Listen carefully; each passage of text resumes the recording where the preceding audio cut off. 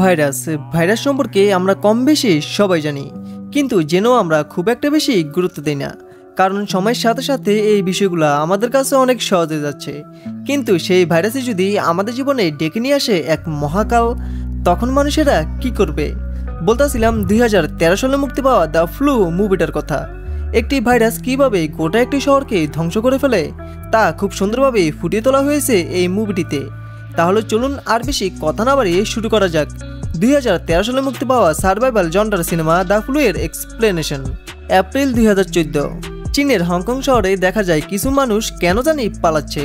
পরে জানা যায় এরা সবাই কাজের খোঁজে চীন থেকে পালিয়ে বেআইনিভাবে কোরিয়া যাচ্ছে। তাদের সবাইকে জাহাজের একটি কন্টেনারে লুকিয়ে উঠিয়ে দেওয়া হয়। এর 7 দিন পর তাদের কন্টেনারটা কোরিয়ার ভুনটান সমুদ্র বন্দরে চলে আসে।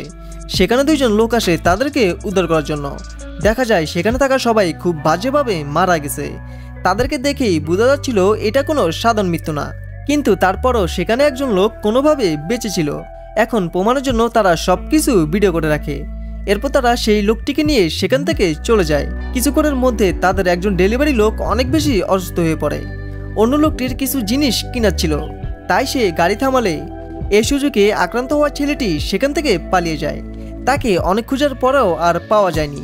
অন্যদিকে অসুস্থ হওয়া সেই ডেলিভারি লোকটা পুরোপুরি আক্রান্ত হয়ে একটি শপে আসে কিছু মেডিসিন কেনার জন্য, কিন্তু তার কাশি আর নিঃশ্বাসের কারণে তার আশেপাশে থাকা মানুষরাও এই ভাইরাসে আক্রান্ত হয়ে যাচ্ছিল। এই শহরে একটি মেয়ে থাকতো, ডক্টর কিম। একটি দুর্ঘটনার জন্য সে একটি টানেলের ভিতরে আটকা পড়েছিল। তাকে উদ্ধার করতে সেখানে ফায়ার ফাইটার বা দমকল বাহিনী চলে আসে। তাদের মধ্যে একজনের নাম হলো জিকু। জিকু খুব সহজেই ডক্টর কিমকে উদ্ধার করে নেয়, আর সেই সাথে জিকু মনে মনে ডক্টর কিমকে ভালোবেসে ফেলে। কিন্তু কিম তাকে পাত্তা না দিয়ে সেখান থেকে চলে যায়। এর পরের দিন কিম নিজেই জিকুকে ফোন করে স্পটে ডেকে নিয়ে আসে। কারণ হলো তাকে তো উদ্ধার করা হলো, কিন্তু তার ব্যাগটা সেখানেই আটকে ছিল। তাই কিম জিকুকে অনুরোধ করতে থাকে তার ব্যাগটা নিয়ে আসতে। কিন্তু প্রথমে জিকু রাজি না হলো, পর সে ব্যাগটি ঠিকই উদ্ধার করে নিয়ে আসে। যেহেতু কিম সেখান থেকে চলে গেছিল, তাই জিকু তার ব্যাগটা নিয়ে তার বাড়িতে যায়। কিমের একটি মেয়ে আছে যার নাম হলো মিরু। জিকু অনেক অবাক হয়ে যায়, কারণ সে মনে করছিল কিম এখনো বিয়ে করেনি। মিরুর সাথে কথা বলে জিকু জানতে পারে অনেক বছর আগে কিমের ডিভোর্স হয়ে গেছে। তাই জিকু কৌশলে মিরুর সাথে বন্ধুত্ব করে নেয়। এইদিকে পুরো শহরে ওই ভাইরাসটি আস্তে আস্তে করে ছড়িয়ে যাচ্ছিল। বাসে, কলেজে বা স্কুলে এই ভাইরাসটি খুবই দ্রুত ছড়াতে থাকে। বাসায় এসে কিম দেখতে পায় তার মেয়ে মিরু সেই ব্যাগটি নিয়ে এসেছে। কিম জানতে পারে জিকু তার ব্যাগটা সেখান থেকে উদ্ধার করেছিল। এতে কিম অনেক বেশি খুশি হয়ে যায়। এমন সময় তার হাসপাতাল থেকে কল আসে, তাকে ইমার্জেন্সি হাসপাতালে আসতে বলা হয়।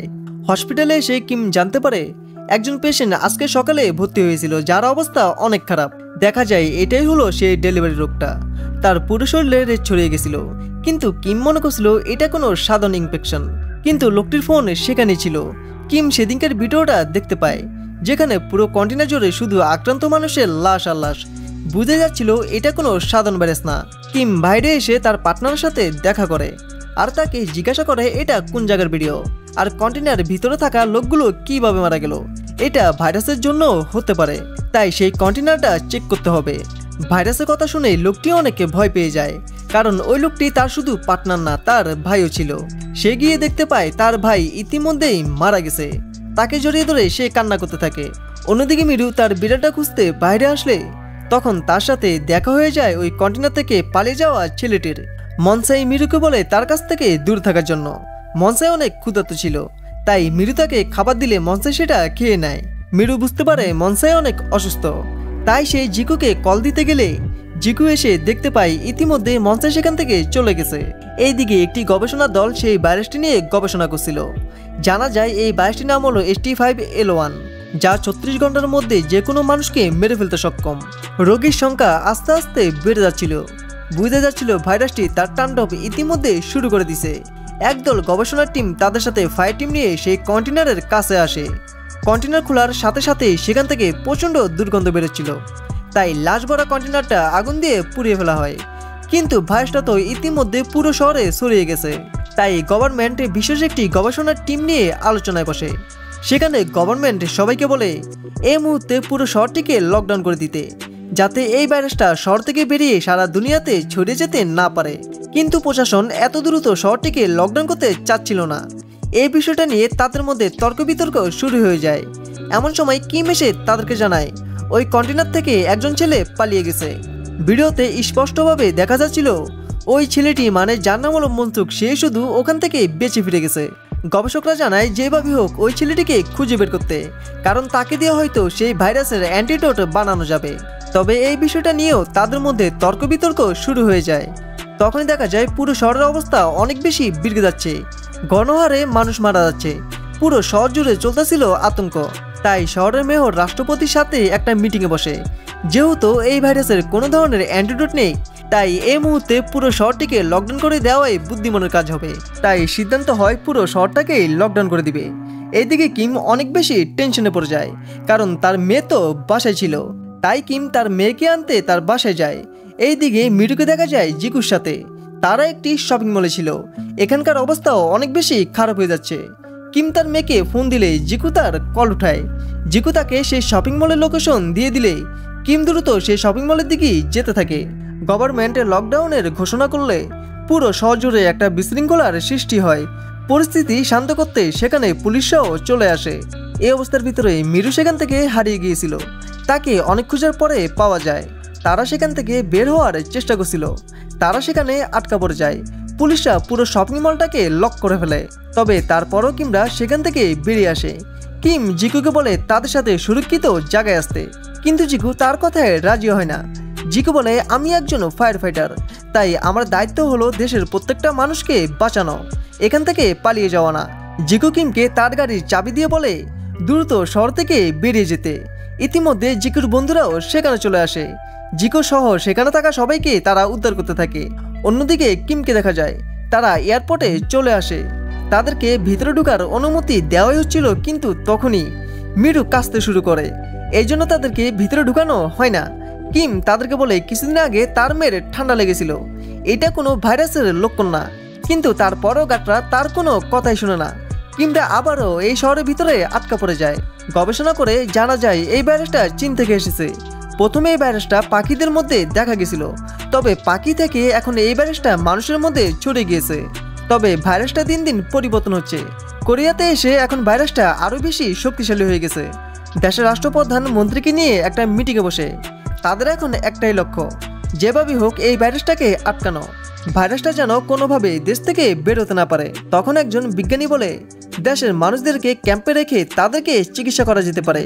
প্রথমে আমরা তাদেরকে চিকিৎসা করব, যদি তাদের কারোর মধ্যে সেই ভাইরাসের লক্ষণ দেখা যায় পরে তার ব্যবস্থা নেওয়া হবে। তখন অন্য একজন ডাক্তার বলে এটা খুবই ঝুঁকিপূর্ণ, কেননা যদি আমরা এই পদ্ধতিতে চিকিৎসা করি তাহলে সুস্থ আর অসুস্থ মানুষরা একসাথে হয়ে যাবে, এতে ভাইরাসটা আরও বেশি ছড়িয়ে যাবে। কিন্তু তার কোনো কথারই পাত্তা দেওয়া হয় না। বলা হয় ক্যাম্পে থাকা সবাই নিজেদেরকে সুরক্ষিত রাখবে, যাতে ভাইরাসটা আর বেশি ছড়াতে না পারে। পুরো শহরে লকডাউন, রাস্তায় রাস্তায় সেনাবাহিনী পাহারা দিচ্ছে। মানুষদেরকে তাদের বাসা থেকে বের করে সেই পরীক্ষা ক্যাম্পে নিয়ে যাওয়া হচ্ছে। দেখা যায় কিমদেরকেও সেই ক্যাম্পে নিয়ে আসা হয়েছে। ড্রেসিং করার সময় কিম দেখতে পায় তার মেয়ের মধ্যেও সেই ভাইরাসের লক্ষণ শুরু হয়েছে, মানে মিরু এখন সেই ভাইরাসে আক্রান্ত। কিন্তু কিম সেটা কাউকে বলে না। ভিতরে একটি ক্যাম্প এলাকার মতন তৈরি করা হয়েছে, সেখানে খাবার পানির সুবিধা একদমই নেই বলে চলে। একসময় জিকু জানতে পারে আক্রান্ত হওয়া ব্যক্তিদেরকে শুধুমাত্র আটকে রাখা হবে না, তাদেরকে কোনো একটা জায়গায় নিয়ে পুড়িয়ে মেরে ফেলা হবে। কিন্তু জিকু সেটা বিশ্বাস করে না। জিকু গিয়ে কিমের সাথে দেখা করে। তখন জিকু জানতে পারে মিরু সেই ভাইরাসে আক্রান্ত। এখন যত তাড়াতাড়ি সম্ভব হোক মিরুকে চিকিৎসা দিতে হবে, না হলে মিরু এতে মারাও যেতে পারে। পুরো শহর জুড়ে চলতেছিল আতঙ্ক। মনসাইকে কোনো এক ক্যাম্পে খুঁজে পাওয়া যায়। সে এখন পর্যন্ত বেঁচে আছে, তার শরীরে ওই ভাইরাসের কোনো লক্ষণই নেই। এইদিকে 48 ঘন্টা পার হয়ে যায়।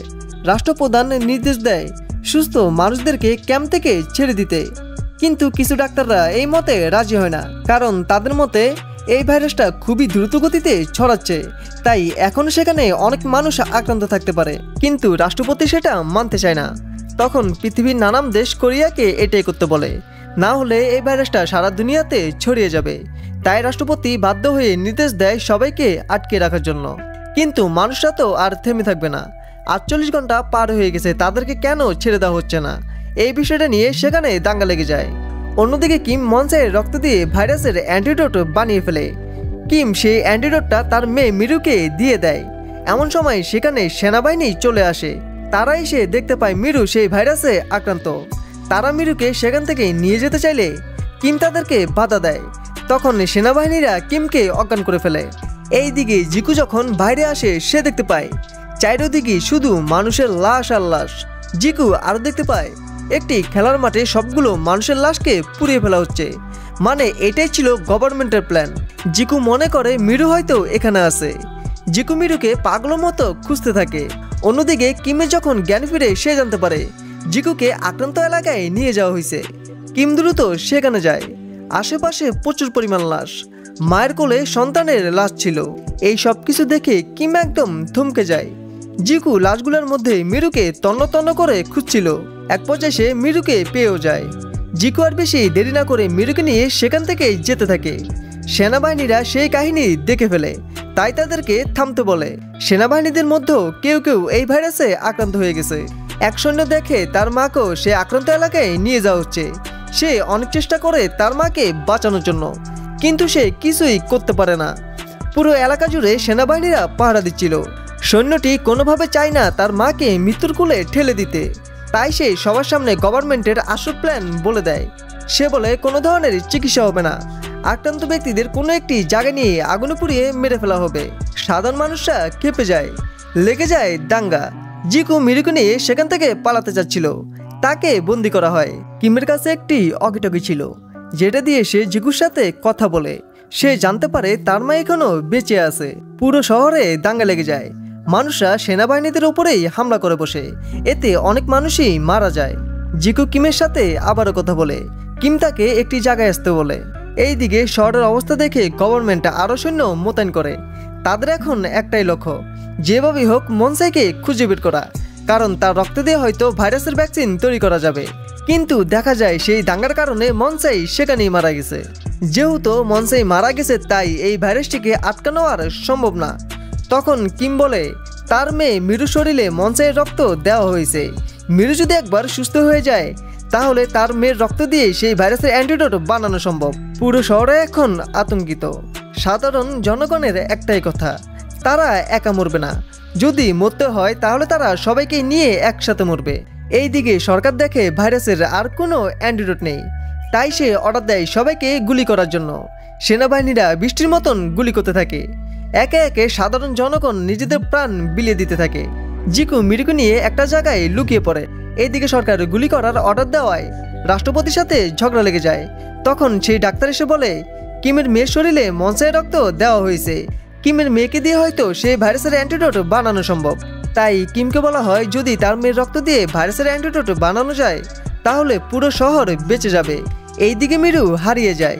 জিকু তাকে অনেক খোঁজার চেষ্টা করে, কিন্তু পায় না। মানুষরা এখন সামনের দিকে আগাতে থাকে। তারা হয়তো ভাইরাসে মরবে, না হলে সেনাবাহিনীদের গুলি খেয়ে মরবে। এমন সময় কিম তার মেয়ে মিরুকে দেখতে পায়। মিরু তার মাকে দেখতে পেয়ে তার মার কাছে যেতে থাকে। জিকু তাকে থামানোর জন্য তার পিছে পিছে দৌড় দেয়। গুলি করা হয়। এমন সময় একটি গুলি এসে কিমের কাঁধে লাগে। মিরুও থেমে যায়। সে সেনাবাহিনীদের বলে তার মাকে গুলি না করতে। মিরুর এমন কান্না দেখে এবার সেনাবাহিনীরাও থেমে যায়। পুরো শহরের মানুষরা এসে কিমদেরকে ঘিরে ফেলে। রাষ্ট্রপতি আর মানতে পারছিল না, তাই সে সেনাদের অর্ডার দেয় বন্দুক নামিয়ে ফেলার জন্য। তখন কিম তার মেয়ে মিরুকে ক্যামেরার সামনে তুলে ধরে।